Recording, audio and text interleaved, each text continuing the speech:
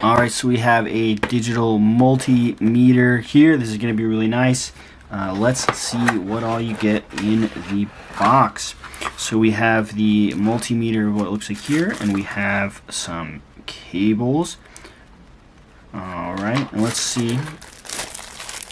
So it's in this plastic, and then we have what looks like the manual. Let's see what all is in here. Alright, pretty cool. Alright, it looks like it is a 9-volt battery behind this screw. Let's check that out.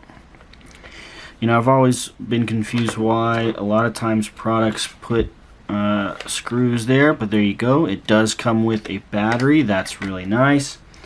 And then let's get this kind of screwed back on. So far, this is a really good quality. Now the question is if this battery is dead or not.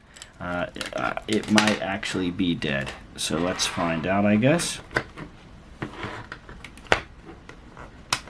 Alright, so the battery is not actually dead. So that is really awesome that the battery is not dead.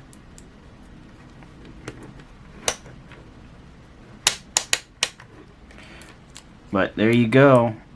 The digital multimeter.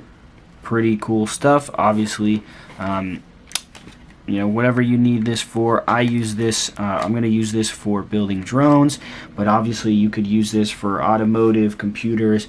The different things that you could use this for are kind of limitless.